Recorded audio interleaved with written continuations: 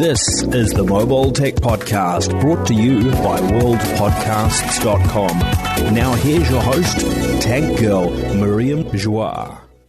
Brought to you by Audible. Stay tuned for a special offer at the end of the show.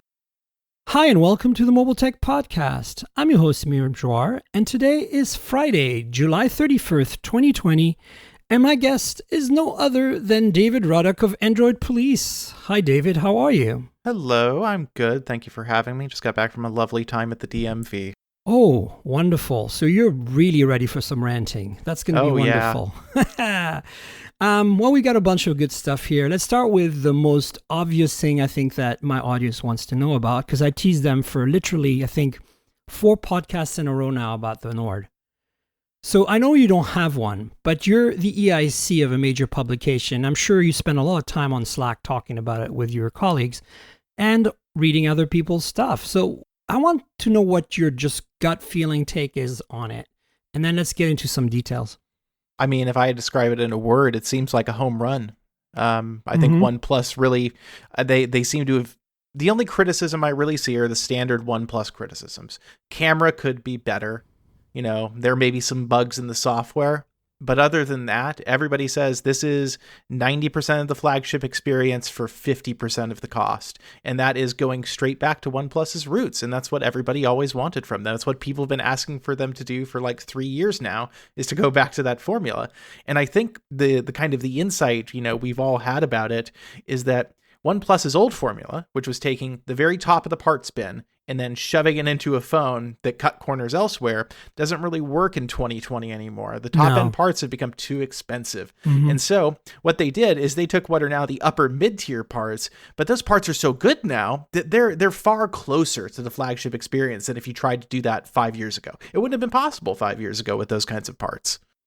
You're absolutely right. I mean, that's a really good analysis. And I think that we're going to talk about another phone from BBK Group in a minute. And I think that there's a lot of part spinning going on the OnePlus Nord, but it's not a bad thing. Like sometimes that can go really wrong. I think we can talk a little bit about that, about the other phone in a minute. But I feel like they did the right thing. The only things that are really annoying me on the Nord, that's my takeaway with my review, is when I found out that the mid frame is plastic. That's like a never settle. Anti-never settle. Like what? Like seriously, like how much more expensive can that be? If CarPay can tell us how much more expensive that can be, I was really hoping that if this phone comes to the US, and it should, that, you know, and we're going to talk about that because there's a couple of news items there, but if it does come to the US, and it should, I was hoping that because they probably can cost a little more in this market, they would make a metal frame version of it. Because honestly, I can live with everything else. Being OnePlus, there's no wireless charging. The only OnePlus phone is the 8 Pro. I don't like it, but I get it, and I can live with it. No headphone jack, I don't like it. I can live with it. The camera system is basically meh, except for the main camera, which is all we care about. And they didn't skimp out on the OIS. This is basically the OnePlus 8 camera. So I don't know. I feel like, you know, the screen is right out of the Reno 3 Pro, the non-5G version from like 6 months ago, including the pill-shaped dual camera in the front, except the other phone has different dual front cameras in it, in typical BBK fashion. But look, overall, I love this phone. It's great, but I feel like there's something missing. And I know it's kind of crazy to say that after you called it, like, you know, it's kind of like a masterpiece, but I don't know what it is, David. There's something, I can't put my finger on it, that feels like they could have just gone that little extra dollar, you know?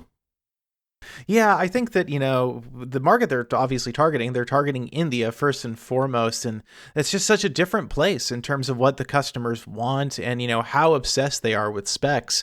And that's, you know, I think that's the whole conversation turns back around to why isn't this phone being launched in America? And I think it's because it's targeted so squarely at a certain market. They know exactly what that market wants. They know the prices the market will tolerate. The competition is really strong in India at this price bracket. I mean, the Indian pricing is insane. Have you looked at it? Yeah, it's totally nuts. I can't believe they can actually make money on them. I don't think they are. I mean, are they assembling them in India? Do they have assembly in India yet? I thought they did. Maybe they do, and maybe that's why. But I think, like, you know, there's a big disparity between the UK pound euro pricing on this phone and the rupees. Like, you translate the numbers, it's like, anyway, carry on. Yeah, I just think so, getting back to like in India, yeah, obviously this is wildly successful. The customers want the highest tier chipset you can get for the dollar that really matters to them. They're hyper aware of this stuff. And then people say, well, okay, bring it to America then. It's obviously a great value. People, the economy right now with the situation everybody's in, a more affordable phone makes a lot of sense. That's an easy marketing story to tell. But the fact is that, in the US, consumers are far less aware of like this kind of technology. They don't really care, generally speaking. They look at price. They're only concerned at the end of the day really ends up being money. And so then you have to look at channels. How do people buy phones? And well, it's the carriers. And I think you alluded to this on Twitter at some point that the carriers are going to screw this up. Oh, yeah. Yeah, and I think that's exactly what's going to happen. OnePlus is going to make a deal to bring a Nord to the US on T-Mobile or Verizon or something. And T-Mobile and Verizon are going to be like, we want this much margin built into it. Make it happen. And that's how it's going to be. And that actually is a good segue for the quick in-between topic there on the Nord about this rumor. Well, it's not so much a rumor. The rumor that it's coming to the US is not so much a rumor because Carl Pei has kind of confirmed that it might be coming to the US. But the rumor, XDA kind of found inside of Oxygen OS some references to a Snapdragon 690 based Nord. And if that's what we're getting, I have a lot of questions, David. I don't know how you feel, but... Well, I mean, we don't know much about the 690. To me, 690 looks like a 5G version, kind of hovers in the 720, 730 range, really. It's Qualcomm's first stab. And that's not a bad chip. The 720, I think, is pretty solid, frankly. Yeah, totally. I just think, it's going to, this is Qualcomm's built to a price point 5G chip now, and they're going to cut and tuck things. I don't quite honestly remember the exact specs offhand, but I think, that this speaks to the US market where, we see like brands like Motorola, they release a lot of stuff with 6 series in the US. You don't see, for example, 765. There so far is one 765 device coming to America, right? We've got one that's so far actually confirmed for retail. Well, and we have 2 confirmed for retail. Oh, we have Velvet. And the Velvet, yes. The Velvet, yeah. So I think we've seen the brands, really slow walk 765 in the US. And I think based on what I'm hearing about the experience of using those devices, is that's quite intentional because everybody's coming out with this opinion that, actually, these phones are really fast, and aside from intense gaming, like it's the same experience as the 865 in any meaningful sense. It absolutely is, and that's the thing that blows my mind about the Nord. It was my first 765G phone. I had a Velvet technically before it, but I never got around to playing with it before the Nord, and honestly, the Velvet doesn't feel quite as snappy. But the one that surprised me, and we'll talk about it in a second, is the Moto Edge. That felt really snappy to me as well. Back to your thing about the carriers and the Nord in the US. The reason I bring up the 690 is because of what you just said. It really resonated with me where you said that they're going to mess it up. Because, look, I think this is exactly what's going to happen. In order to get a profit margin, they're going to keep that phone at the sub 500 price, maybe $499 US, and they're going to put a 690 in it, right?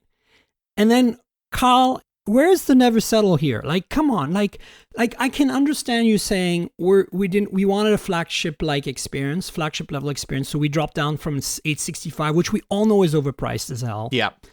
To a 765, which also has all kinds of other economies of scales in terms of power management, because I'm finding those 765 phones to be endurance champs, David. Like the Moto Edge is still on my original charge after 4 days. I started reviewing it right after the Nord. I started literally the day after the Nord embargo lifted, the morning the Nord embargo lifted, the Monday. And I reviewed the Moto Edge in 3 days, which is a terrible way to review a phone. But it's still on the original charge now. Yeah, I mean, I've heard the same thing. Unfortunately, I've not heard the same thing about Velvet, but I've heard the Moto Edge battery life is just ridiculous. And it seems like insane. Qualcomm's 7 series chips across the board, the battery life is really good. So why if you're going to bring the Nord, what you need to do is wait till the 8T and 8T Pro drop, or even better than that, do what you did last time with the OnePlus 7, where you never brought the 7 to the US. You brought the 7 Pro, right? So don't bring the 8T to the US, bring the 8T Pro, and then give us the Nord as it is now, in wishful thinking, maybe with a metal frame, for even $550. And make that the carrier phone. Because here's what I'm finding, David. I have absolutely no reason whatsoever to recommend the 8 anymore. I mean, obviously, the Nord, right, doesn't have like 5G bands that work in the US. It actually lights up the 5G icon on AT&T and T-Mobile, but I found out that it never connects to a 5G network. So it's basically seeing a 5G cell tower. And I hate that. Thanks to Sasha Segan at PC Mag for writing an article about how a lot of Android phones that are 5G capable, that are foreign phones, when they see a 5G tower, light up 5G, because they're non-standalone. So they detect the 5G through LTE, and then they stay on LTE, and even though they show the 5G no-go. Anyway, so you can't really get a Nord in the US today and benefit from 5G. But if they bring it to the US, you will. And at that point, the OnePlus 8 is really obsolete. Like, honestly, I don't even know how the OnePlus 8 can exist anymore at this point. I agree. Other than US carriers and agreements with US carriers. And that's why they'd bring to the US, right? Because they would Verizon. Can you imagine Verizon having had a custom version made for their stupid millimeter wave? How much of a cow they would lose if OnePlus just started selling an unlocked OnePlus Nord? Yeah, and I think you're absolutely right about that. OnePlus has made it clear that they're targeting the US for high margin, big money. They want the big money because everybody knows all the smartphone money outside China is made in America right now. That's where people are buying $1,000 phones. And people want the, people pay for them because of the monthly payment plans. Exactly. It's not really that people want to pay $1,000, that people end up paying $1,500 on their phone anyway because of plans and other stuff. And you're getting taken, people. You're getting taken. That's why I've always said buy an unlocked phone. Bring it to your carrier of choice. And that's why millimeter wave is the enemy right now. Even though it's perfectly awesome technology, I mean, from a pure scientific perspective, it's kind of like the next wave of radio engineering. I feel like it just doesn't deliver because Verizon doesn't deliver. And Verizon is not a value leader in this market. So if you want to live the 5G life in the US today, do yourself a favor. Get a phone that's a low band, mid band. Get on a carrier that's low band, mid band, cough T-Mobile Sprint conglomerate, because that's pretty much the only choice you have. AT&T doesn't have mid band, do they? No. Nah, so there you go. And you're done. And honestly, something I noticed is I have an unlocked Galaxy S20 and I live in an area with AT&T 5G. It shows 5G, but it doesn't actually connect. It's still using the LTE for downloads and everything.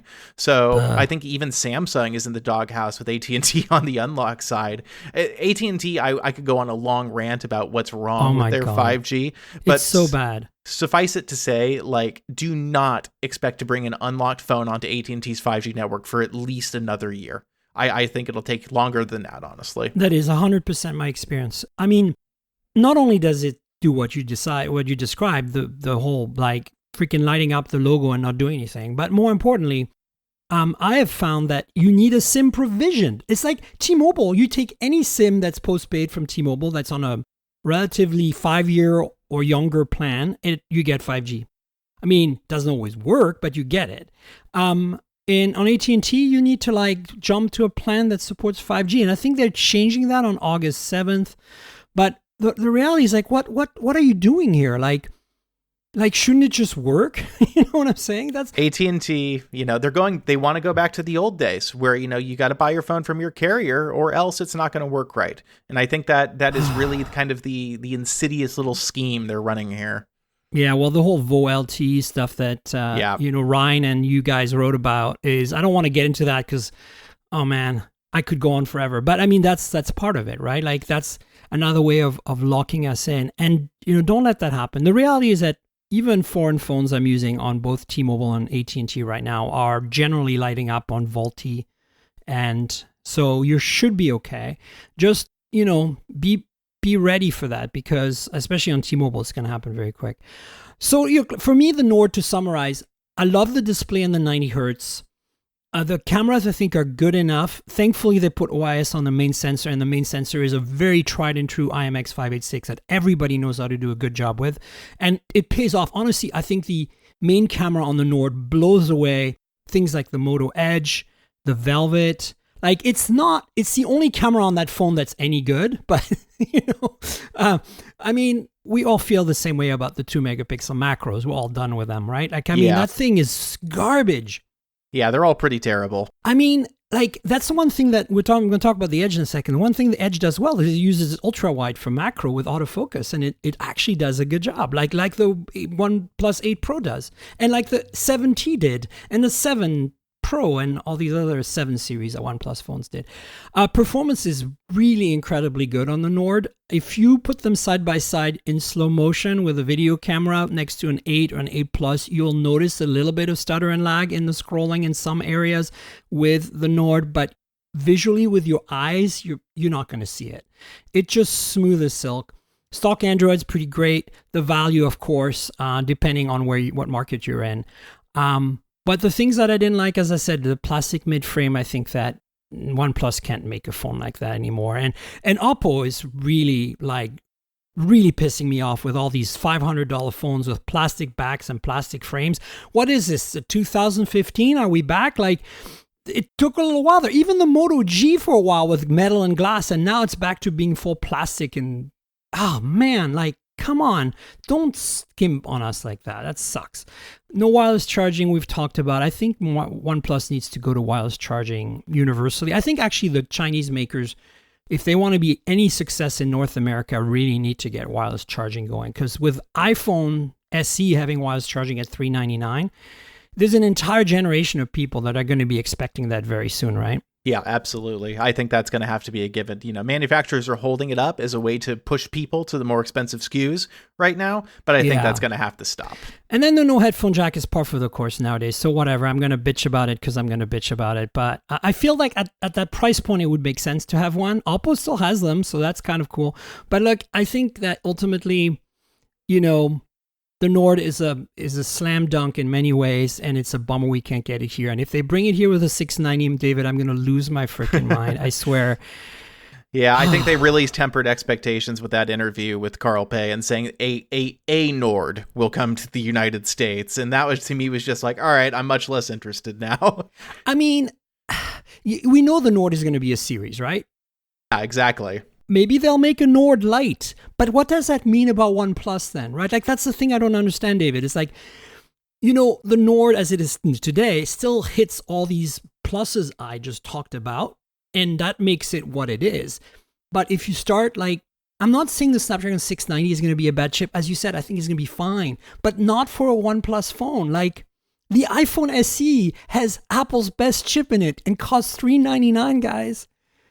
Yeah, I think that we've all kind of heard the scuttlebutt, about OnePlus, that there's a bit of a power struggle going on there, and that's kind of why Nord exists. This is all gossip, so it's take it with a huge grain of salt. But kind of the running narrative is that Carl is trying something new inside OnePlus, and that maybe not everyone in OnePlus loves what's going on there, and feel like he's kind of undercutting the brand and committing a bit of a coup. Which I'd argue, in light of the OnePlus 8 versus the Nord, he definitely is. He's making a phone that in many ways is so much just as good in 99% of ways, like half the cost. I'm not even sure it's a coup as much as it's kind of a set of circumstances and part spinning that makes this what it is. Like, if you think about it, the OnePlus 8, as soon as they turn that third camera into a 2-megapixel macro, when they have a perfectly good autofocus ultra wide on that phone,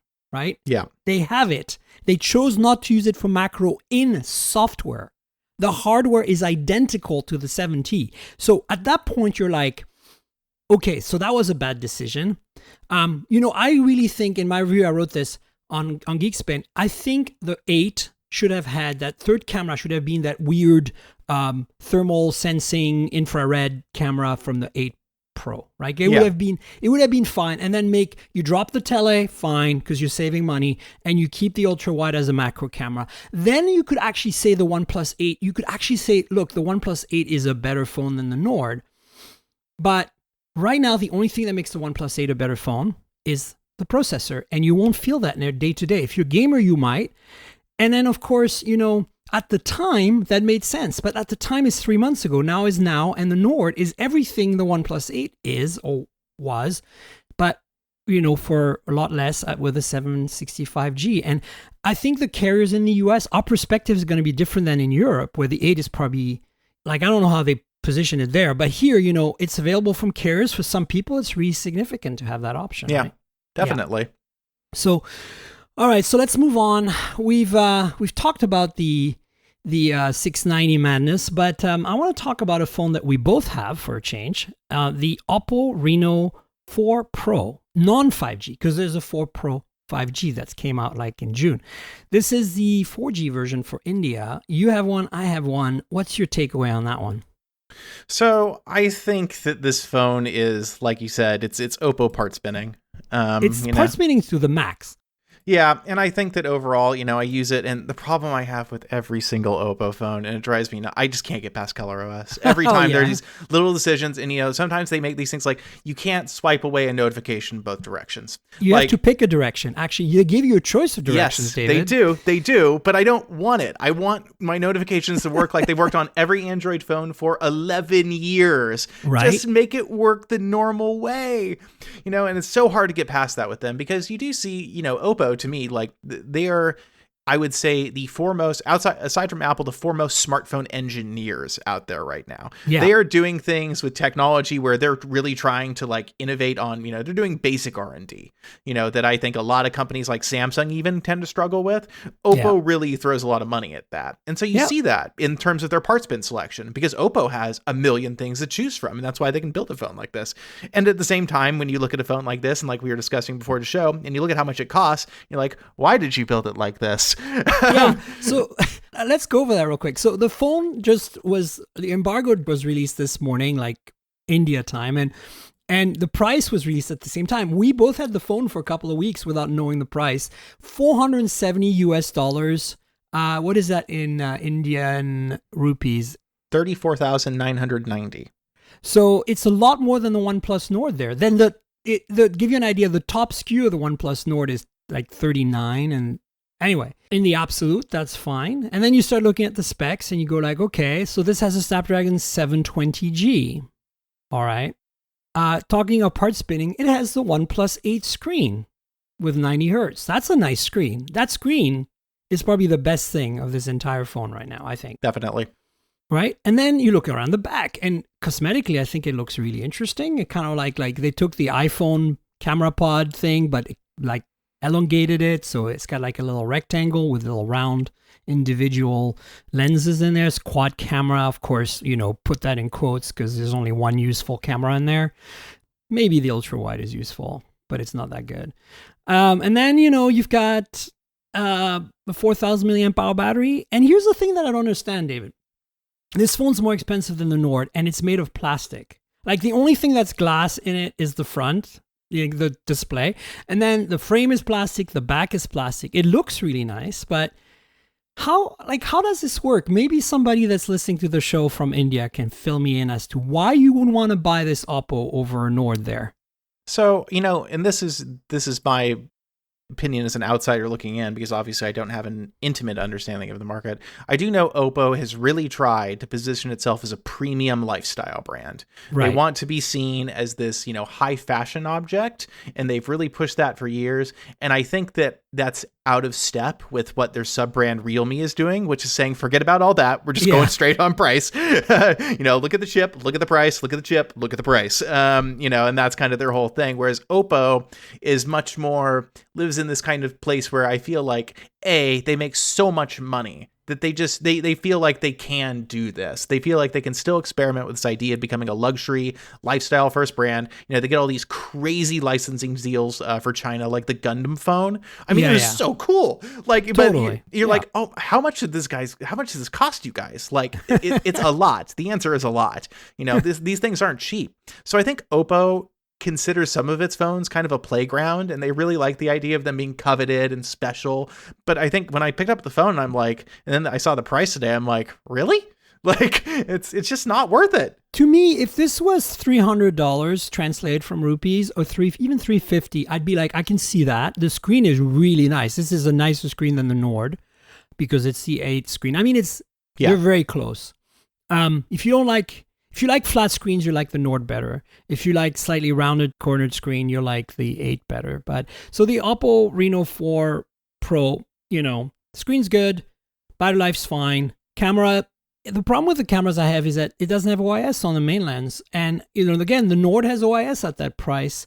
And it's part spinning. We know it's a Sony IMX586. We know that Oppo does a really good job with cameras. I'm sure the ultra-wide will be okay. The macro is going to suck. And then there's a black and white 2-megapixel rear sensor. Like, what the F does that do? Can you please, better low light, I guess, but please, you're just part spinning again. Yeah, well, I think there is this real race among many of the manufacturers. They start just putting sensors on the back so you can say it's there. You can put it in a picture. You can say, look, it's got 4 cameras. Look at all these cameras. There's so many cameras. You've never seen so many cameras. And I think that's why they do it. I don't think it's to make the experience better. No. I think it's just so they have that big cluster there and they can say, look at all these cameras. For sure. And then I tried the selfie camera while I was sitting on the John last night. And I can tell you that it's good.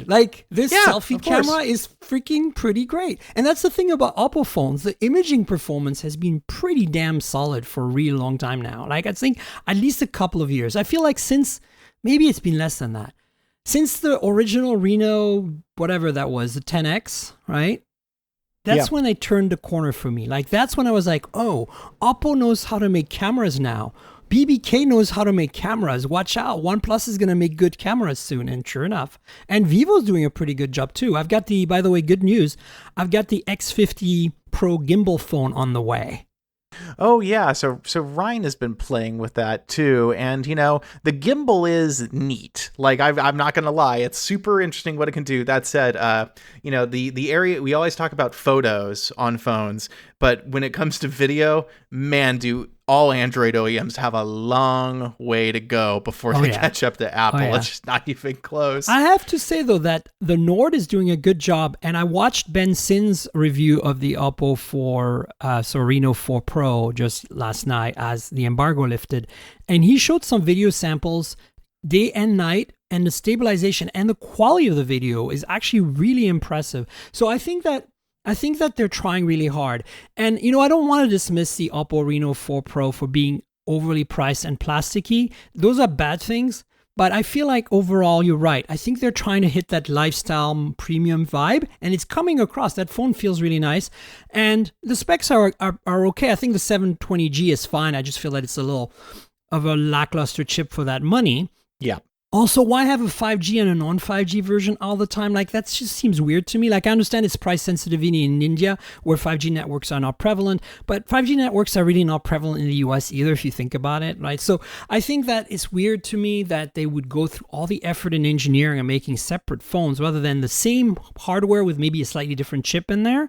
For 5G, and then the lack of OIS on the camera. But on the Plus, it has freaking Super VOOC 2 65 watt, dual cell, charge in 36 minutes, insanity. Yeah. And it does have a headphone jack, which, man, I want my headphone jack in a $500 phone. I don't care about a $1,000 phone, but a $500 phone, please give me a headphone jack. Yeah, thank you. That 65 watt charging is amazing. I remember when Vivo did their first phone with it, and I was like, did it really? I walked away for 10 minutes and I came back and I'm like, there's no way that's right. Yeah. Oh, speaking of, so the Nord has 30 watt, the Warp Charge 30T thing. And I have to say, I've been charging it as with a PD charger as well, a 45 watt. Mm-hmm. And I mean, it's certainly not as fast as with the dedicated OnePlus charger, but man, it gobbles PD up like a boss. Really? easily does 20 or 25 watt charging over PD. Interesting. I don't know what it's doing, but it's going PD faster than any OnePlus I've ever used before. Oh, that seems like another kind of Carl move where he's kind of screw it. This is what people want. It could be a Snapdragon 765 thing that Qualcomm's putting in there too, right? Yeah, I mean, I don't know. I mean, because of the Warp Charge, Oppo and all the BBK brands have to source their own PMICs that are compatible with that specific implementation. So I think it's all basically custom. So, I wonder if they decided if there's a new PMIC iteration they're doing where it's just going to work with USB PD when it can. Yeah, maybe the Oppo part spin for the PMIC for the 765G supports PD at faster, higher starting rates, because I don't remember my OnePlus 8 Pro, which is my main phone, charging that fast over PD before. It's a bigger cell though, right? So yeah. Max is at 15 watts, I think, on the 8 and 8 Pro. Oh, there you go. So anyway, look, the reality is this Oppo phone is cool. I just don't understand it very well. Maybe because I don't understand the market. I feel that a plastic phone that has no OIS on the camera and a 720G and no 5G and costs more than the Nord in the same market made by essentially the same company is kind of bizarre. Okay, they've done this with Vivo and Oppo too. Oppo's come out with a phone, and then Vivo releases one that's like $150 cheaper, and they're basically the same. And you're like, why? And then I want to bring up again, if you've listened a few shows ago, folks, that I had this discussion with the Enobong board at work about this awesome phone he reviewed. Actually, it was so awesome. I asked Xiaomi to send me one. It's the Redmi Note 9 Pro Max. In some markets, it's called Note 9 Pro without the Max. But it's a Snapdragon 720G phone with a 5,000 milliamp hour battery. That's not all plastic. It does, I think, have a plastic mid-frame, but the back is glass. And has a good camera system and costs $200 US. Oh. It's sold in the same market.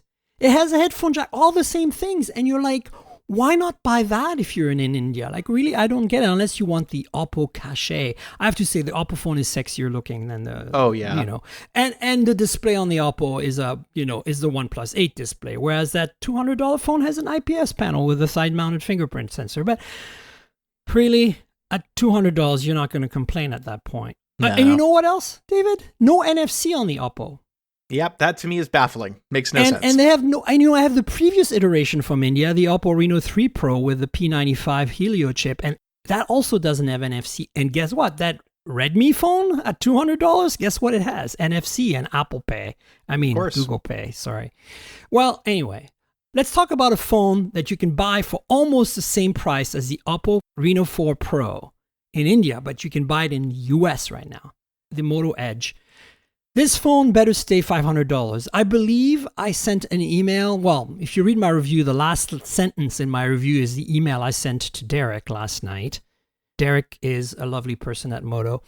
I said, Moto, if you're listening, make that $499 price permanent and work on some software upgrades to improve those shooters. Because basically that phone is damn impressive for $500, except the cameras are mangled. Yeah. Moto's got weird processing issues on Moto's cameras. Like, I don't know what they're doing, but it's the multi-frame thing is not working right.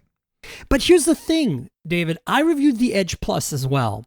And for the first time, I saw a glimmer of Moto making a good camera. It was pretty damn great. It wasn't like Samsung and iPhone great. Certainly wasn't Pixel or Huawei great, but it was definitely up there holding its own with the OnePluses and the freaking LGs of the world.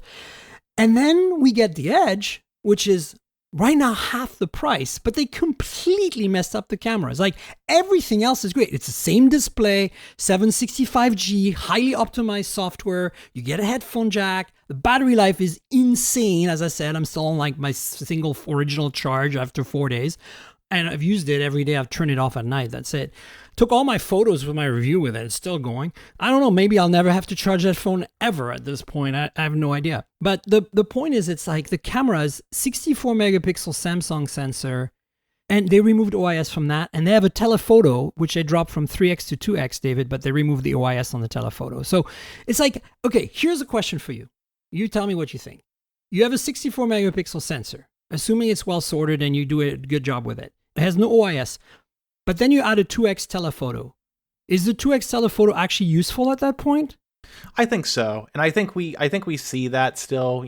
I've been playing with the Pixel 4 again recently and using its optical zoom.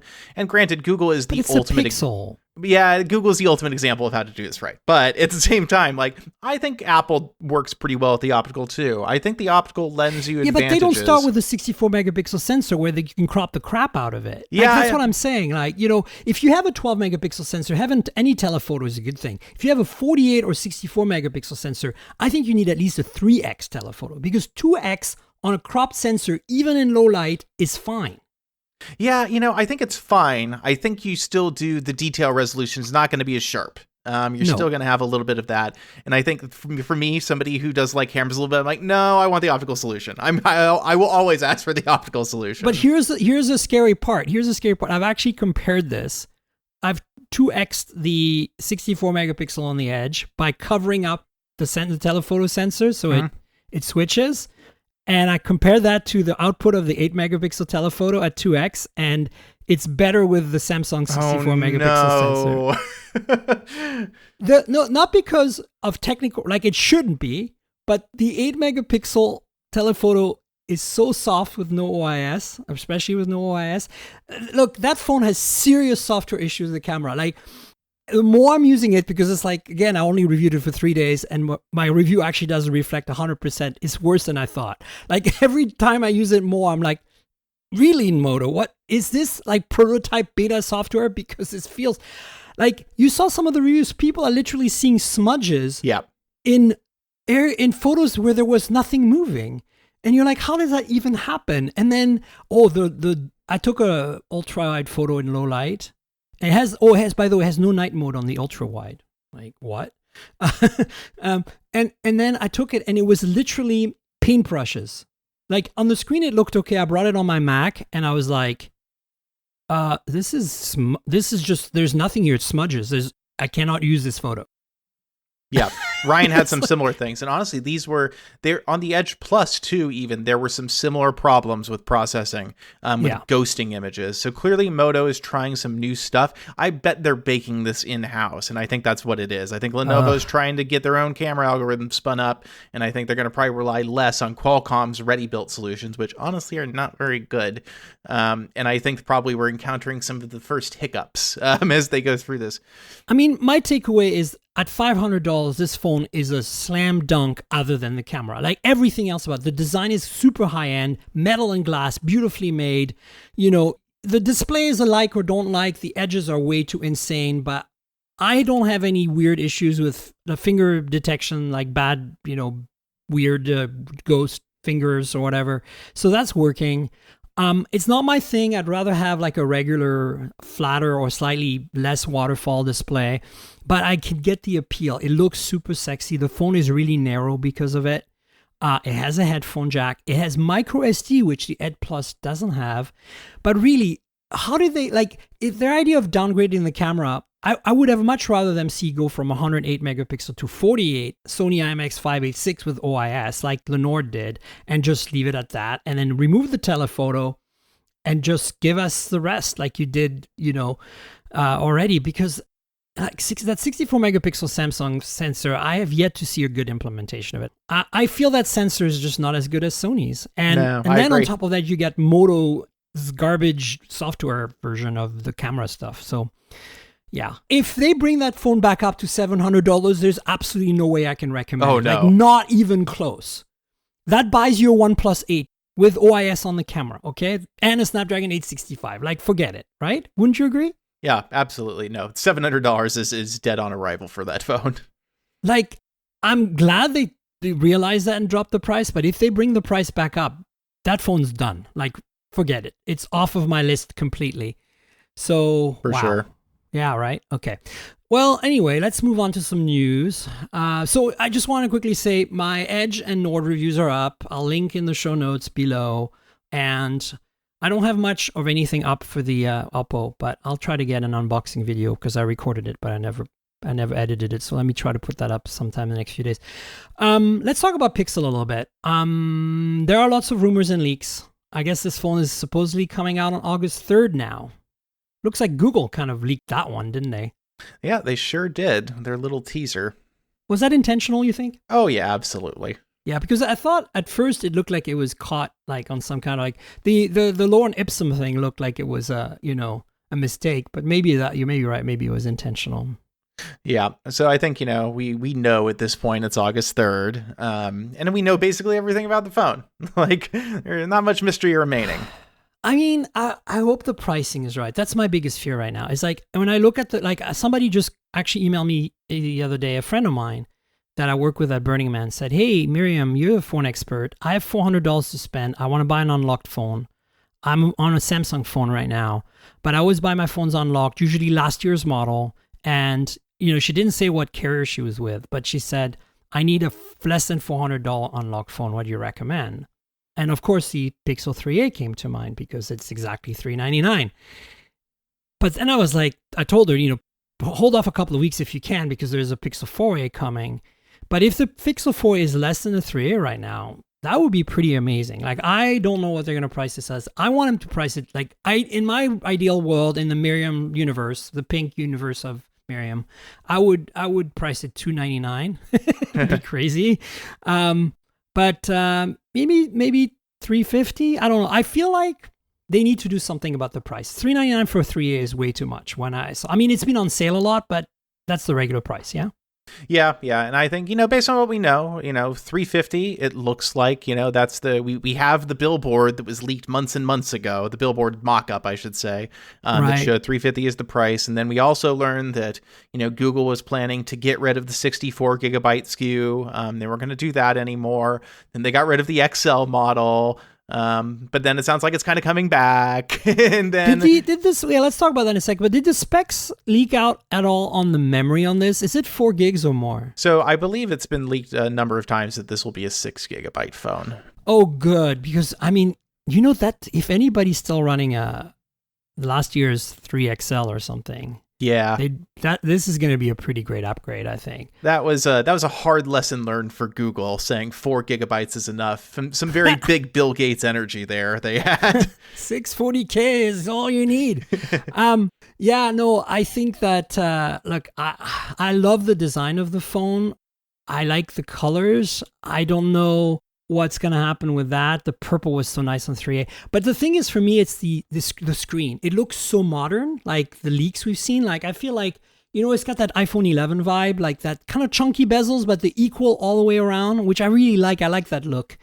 And of course, the, looks a lot more modern than 3A. And how do you feel about the rear fingerprint sensor? Because we both came from rear fingerprint sensors to in-display, and now we're all used to in-display again, like those you and I and people who review phones. But I kind of feel every time I go back to a rear fingerprint sensor, I kind of dig it, actually. I think there are ups and downs. And so, I actually have come to prefer the front-facing scanner because especially on large phones, it's just ergonomically simpler. Like, I'm much less likely to fumble a phone if I'm, trying to get my thumbprint on the front than if I'm trying to reach my index finger all the way up to the tippy top. I've dropped a lot of phones that way over the years. So there's that, but we know capacitive scanners are much faster. They are honestly seem a lot more reliable too. So I think it's definitely a preference thing. There are also people who are ready to die on the hill of being able to pull down the notification shade with the fingerprint scanner gesture, which they love it. I've never been a fan myself. So, I think that it's one of those budget decisions that is not controversial. I think you can say that much. Like, you can say that, no, you don't need an in-screen fingerprint scanner. You don't need to spend the extra money on that. Nobody's gonna kneecap you for that. It's a totally justifiable decision. For sure. I feel, for me, the thing that every time I go back to a capacitive fingerprint sensor on the back is it's in my pocket. I reach from my pocket and I touch the fingerprint sensor with my index, and by the time I look at the phone, it's unlocked. Whereas without, I've got Face ID that works on some phones, but then I can't Apple Pay or Google Pay. And then I've got, the thumb, and then it becomes a little awkward. So I feel like it's a little faster, basically, overall, for me. Yeah, I agree. It's more natural. I definitely, that was my argument for years, was the whole, I'm pulling it out of my pocket. I already know where to put my finger. Screen's on by the time I'm looking at it. That is definitely true. So, okay. So 4A is coming. We have a rough idea of everything. Definitely August 3rd now.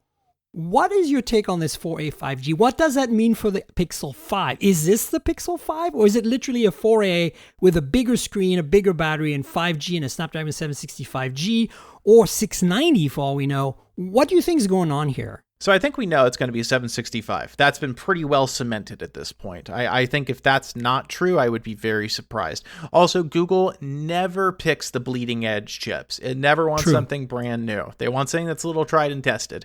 And maybe they just can't move as fast. But I think that the 4A 5G, what I've heard so far, is that we're going to see a mid-range phone positioned as, Pixel's kind of like entry level into 5G. It'll be bigger because it's going to be, 5G is obviously more of an enthusiast facing kind of like technology right now because ordinary consumers really don't care or notice it. And so, how that's going to be priced, I don't know. A 765 and 5G, I could see, especially if it's on Verizon and gets millimeter wave, that could be a fairly expensive phone, even with a 765 765 and no wireless charging and no IP rating. I don't see that being a Verizon phone at all. I think the 5 will be a Verizon phone, but I think you're right. For me, the 4A 5G seems to be like $100 more. Yeah.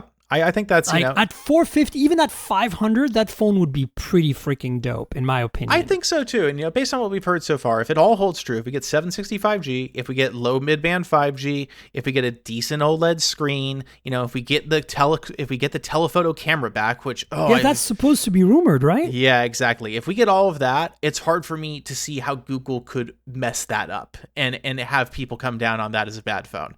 I feel like that feels kind of like the perfect phone because it's what I want. I want a little bit of future readiness. I want to be ready for low and mid band on T-Mobile and AT&T. I want that telephoto camera because I know what it does on the Pixel 4 and it does good things. And I want that extra speed in the processor because the 765 is going to do way better than the 720 or 730. There's something else you want, David. Wireless charging. I don't think it's going to have it. I don't think it's going to have it either, and that's just bumming me out right now. Yep. And it's going to be plastic. Yep. Will it remain? Will the headphone jack remain on I bet the it will. 4A 5G? I bet it will. And then the other thing is, that's why I don't think is going to be ultra wideband and millimeter wave version of this. It's not in that same price league as what Verizon expects this kind of phone to be. So does that mean we're still getting a Pixel 5 though? Because we've heard all this time that the Pixel 5 is 765G, right? Yep. Yeah, and I think we are. And I think, this is all speculation. We know incredibly little about the Pixel 5. There's just not that much out there. I think what we're going to get is, a phone that drops Face ID, which I'm so sad about because Google's Face ID is really good. It's really good. Yeah, it's close as anybody's gotten to real Face ID on iPhones. It's still not quite there, but anyway, we're going to lose that. We're losing Soli, which I don't care about. That was whatever. Nobody does. Yeah. Nobody really cares about that. Are we getting an ultra wide? Please. I want my freaking ultra wide. I wish. I don't know. Google's taken a lot of flack for that over the last few years. Well, it's like the 4 gigs. Like, come on. Like, get with the program, Google. Yeah, I think what we're going to get mostly over the 4A 5, we'll get a phone that's probably about the size of the Pixel 4A, but it'll have a metal frame, glass back, and then it'll have IP68 and wireless charging. And then it'll have the faster chipset and a nicer display, a substantially nicer display. And I think that's the phone we're going to get. And it's going to be $100 more. Yeah, exactly. 4A 5G. I would guess that it's going to be $1,000 though. That's the thing. They're gonna f this up. Like they're gonna make it too expensive. Google's made their phones way too expensive. I bet I have no inside information. I bet Pixel 5 is $600 or $650. I bet that's where they're gonna put it. So it's $100 more than what we both calculated the 4A 5G should be in our heads. Yeah, and I think that's probably the smart place to put it because they can't, because the Velvet is $600. They can't go far above that. Yeah, but the Velvet. Don't even get me started. I've decided for my Velvet review that I'm going to use it without the dual case, and I'm going to point to I'm writing it for the same pub, Hot Hardware. I'm going to point to my V60 review for the case because I do not want to write a single line about the freaking case. I am done with these dual screen totally. cases. It's his gimmick. Total I'm gimmick. now using the Velvet as a single display phone, like a normal everyday phone that somebody would walk into a carrier and buy. And honestly, it's fine. But it's just not, it's very LG. The software is just, oh man, the software. Like seriously, I honestly feel that Xiaomi is better now. Like somehow, that's rough. I'm exaggerating. I'm exaggerating, but maybe Oppo is better. No, okay. ColorOS actually it didn't butt hurt me too hard on the Oppo Find X2 Pro. Somehow I kind of didn't mind it. Okay, a bunch of news items we're going to just kind of rapid fire through here. Galaxy Z Fold 2 has leaked. I think that Max Weinbach lost his mind when he posted that. I'm sure he did. And I don't mean that in a bad way because Max is wonderful. So, what do you think? That looks pretty sexy. That looks like kind of what the Fold I wanted to have last year looked like. Yeah, I think so. I think that overall, like it's the evolution everybody asked for, right? I mean, it ticks the boxes where I was like, I wanted to be a little cleaner, more modern design, I want the cameras to be upgraded, a little bit, and I think, more modern Samsung design aesthetic. And finally, a screen that covers the entire front, almost, other than the hinge. Yeah, exactly. I think the front display, was always in the first model a huge compromise in every way. And that's ironic because the compromise was it was tiny. So making it bigger and more usable is definitely priority one, I think. It kind of felt like, the Zoolander phone, basically. Folding edition. And then, of course, the original had such a nasty amount of bezel cutout crap. This looks like a nice and clean design inside with the hole punches. I mean, look, I'm really excited about what this is going to bring. I use the Galaxy Z Flip, the smaller one, the Razer kind of phone. And I really was blown away by that phone. Like, I felt like I was touching the future, David. I was like, holy freaking hell, this is incredible. Yeah, and definitely. And now I'm imagining this in a larger form factor with the same build quality, and I'm like, yeah, I'm there 100%, even if you call it glass or whatever it is, but whatever, Yeah, I'm looking forward to it. I'm looking forward to seeing how more, because I think a lot of these things with foldables, I'm looking forward to the subtle refinements. I want to see how much smoother the screen looks, like if they've really figured some of those things out, make it look a little more glass-like, because I think that's my biggest aversion still is like, it's still like, it looks like plastic. Yeah, the Z Flip was a lot better though. Like, sure I felt like, yeah. And then, we're going to get a whole bunch. It's going to be Samsung Week next week. Is it next week? It is, yeah. Oh, God, I'm not looking forward to that at all. Going to be an avalanche. Oh my God. And the Note with we're never going to hear the end of the Note 20 with the Exynos. Like, that's going to be like threads and comments and moderation on Android Police for days. It will, yes. People get very upset. Oh my God. So what do you think about this Qualcomm 100 watt Quick Charge 5? I was on that briefing and I was like, wow, really? This is cool. I like the idea that it could become a universal thing like PD is, right? Yeah, I mean, they went and goosed what Oppo's doing. Like, it's the same thing. Like, basically, yeah. Yeah, it's the same thing. They're just using, so it's dual PMIC. So you've got dual power integrated circuits in the chip and the phone to handle it. And then you use stack cell batteries. So you basically have two logical cells in the phone and you charge them both at the same time. And obviously it's like if you have, if you had two, 50 watt chargers. Yeah, exactly. So if like you had two, gas inlets on your car, you could gas it up a lot faster if you're, same size tank. But if you can hook up two hoses, obviously the game changes. So, and I think that's, as an analogy, that's what this technology is. It makes sense. I think we're going to see it in a whole 3 phones next year, if that. Yeah. And I'm really excited this coming from Qualcomm because even though Quick Charge is not always supported, it's an option, and it means that we are going to see it. We might see less proprietary chargers going forward, is what I'm hoping. I mean, obviously, Chinese phones are a different universe. They already have all their stuff. And by the way, there's a lot of compatibility. I did some testing. Oppo and Vivo and OnePlus can interchange chargers, no problem, by the way. What's interesting is, this is going to blow your mind, Xiaomi and Huawei can interchange chargers. Interesting. I didn't know Xiaomi was using one of those like super boosted charging standards. They do.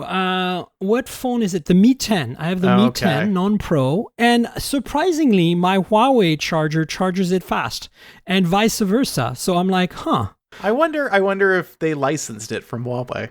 Maybe. I mean, Huawei Honor definitely compatible chargers, but that we knew. So, I mean, look, we live in a world where 100 watt charging is commonplace, right? Like, I mean, this is where we're at. Like, I think this is kind of exciting to me. I mean, as much as like my wireless charging, it's nice at night and in the car. I feel like quick top-offs are becoming a thing. And like, as you said, you plugged it in, you went for like 10 minutes to, check the roses in the garden, and you came back and, oh my God, look at that, Yeah. Yeah, and honestly, for me, it gets toward the goal of one power brick to bind them. I want one power brick for everything. It does all of my gadgets, no matter what.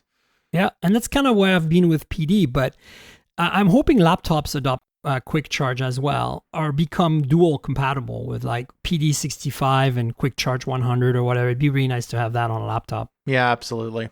Yeah, I hope their PMIC is able to work with like Intel chips and stuff, or integrated with Intel chipsets. It'd be interesting to see.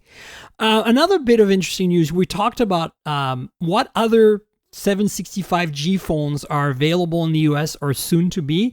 And Nokia announced they're bringing the 8.35G to the US officially this fall. with an IPS panel. Are you ready for that? Yeah, that's interesting. I am going to watch curiously how they price it. Obviously, Nokia prices very aggressively, but this phone is 600 euro, which I think to me is like, ooh, I bet this could end up being too expensive in America.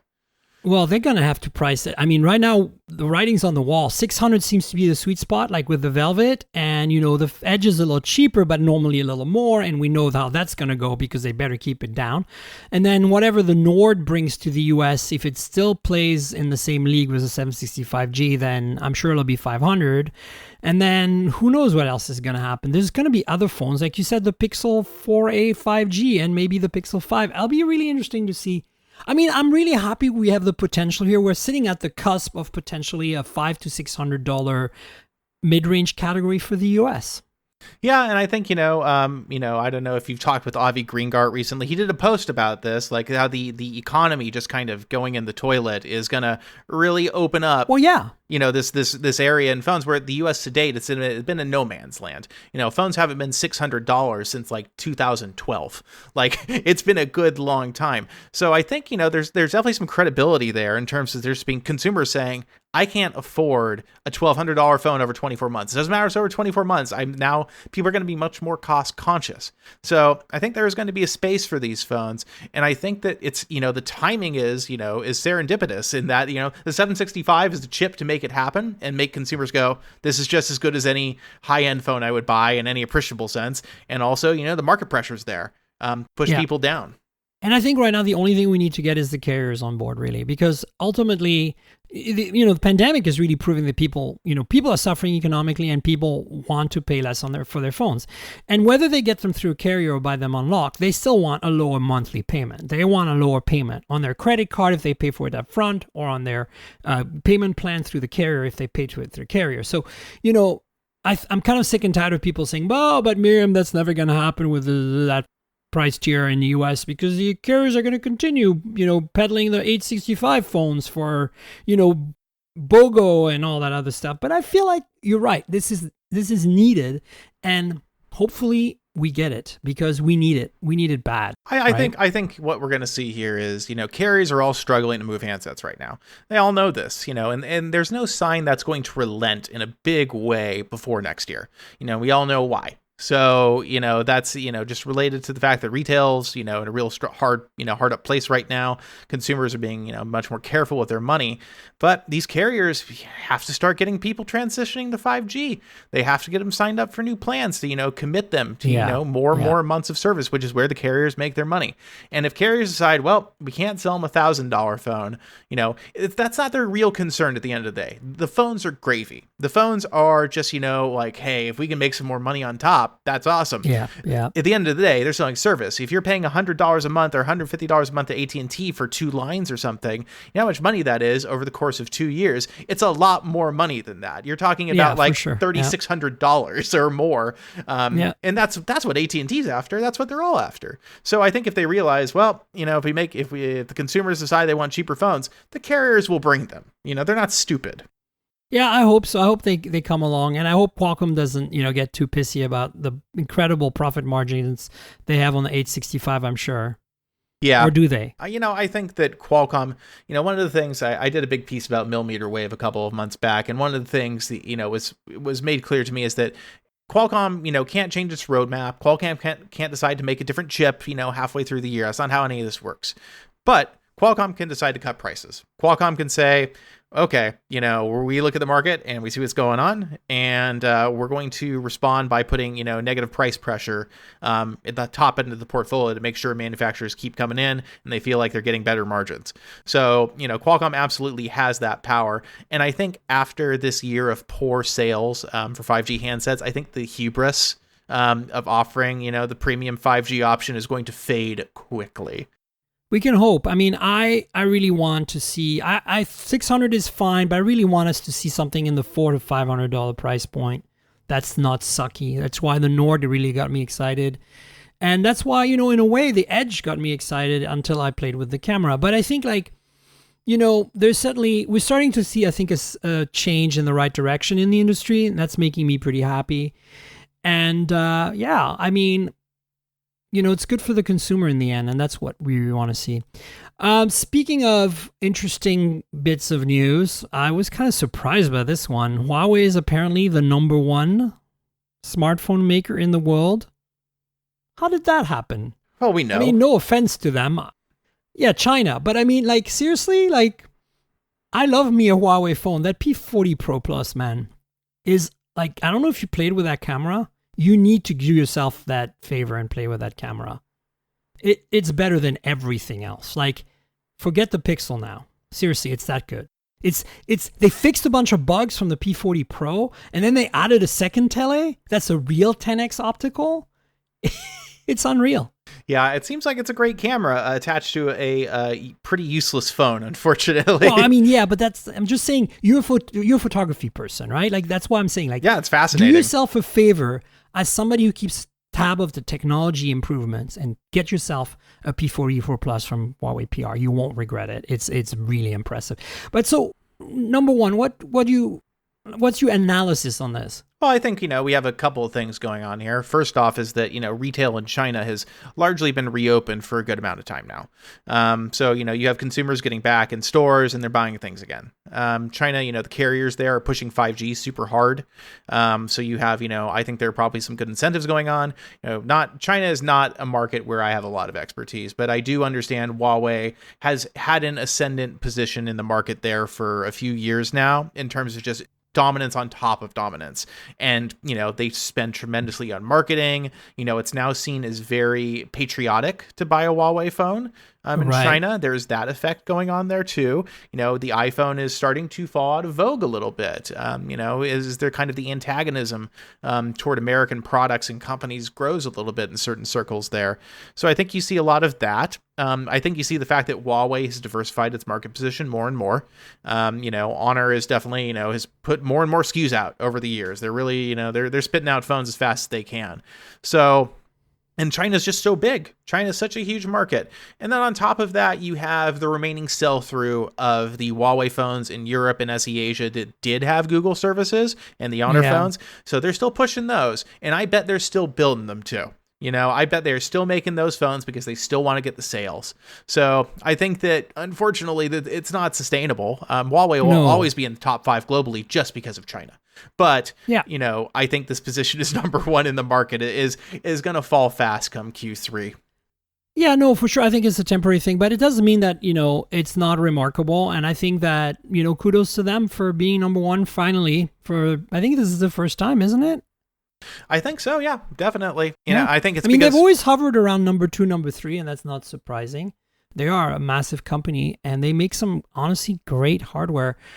You were saying earlier that you feel like Oppo is really pushing, is really the engineering Android master, and I feel that Huawei is right next to them. Definitely. I really feel that they're constrained right now by this whole Google restriction, but man, Huawei phones, dude, every time I go back to them, even without GMS right now, I'm just like, wow, this hardware is just mind-bogglingly good. And you forget because you play with a Samsung phone, you play with even an iPhone. The hardware on an iPhone is beautiful, but then you look at what Huawei brings, and honestly, I feel they're in a different league. It's just a whole different ballgame. Yeah. And as an engineer, that turns me on. I'm sorry. It's pretty damn great. Yeah, Huawei does some interesting stuff. I think that, unfortunately, I've said this a few times now. I think that even if we get a change of administration, I think Huawei remains in hot water. I just don't see that changing. No doubt. I mean, I think they might get their GMS license back, but I think we're not going to see anything in terms of availability in carriers like we were about to see with the Mate 10 back in the day, or anything like, networking equipment in the US or anything or that, let alone access to process nodes. Exactly. That's a big problem for them. And so the final news of the week, I should say, it's not of the day, is not surprising and probably a very, very, very good thing. CES 2021 is going virtual. I mean, thanks to you, David. Yep, thanks to me. It was all me. I'll take all the credit. I'm blaming you for that crazy story you wrote. No. I mean, good, right? inevitable. Yeah, inevitable. I mean, I think everybody was kind of holding on to a thread of hope that, well, maybe it'll just die off over the summer. And I think that's all that was going on there. And COVID was like, F you all. Yeah, COVID put on its shorts and, put a little sunscreen and put hush to those plans pretty quickly. So I think the digital event, I don't know about you, I think it's going to be a disaster. Oh, it's going to be a complete nightmare. I am not looking forward to this in any way, shape, or form. I'm not actually honestly feel like anything else right now, any trade show right now is completely irrelevant to me at this point until we can travel again. And actually, for me, it's really about getting hands-on with the phones and the devices and touching them and seeing them with my own eyes and handling them. And that can't happen. That's fine.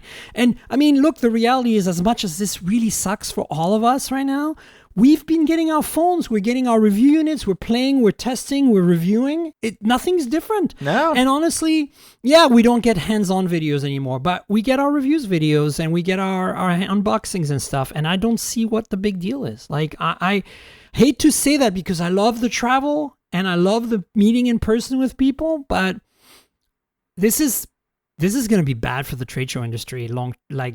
It's going to redefine everything. Oh, I think you're totally right. I think the company is going to look at how much money they were spending, especially as the economic fallout continues. They're going to say, wow, we saved a lot by not doing that. And look at what else we could spend it on. So I think there's been, this is such a meta discussion, but for me, there's been upsides and downsides. The upside, like you said, totally is that more companies are more willing to just be like, forget it, we'll send you one.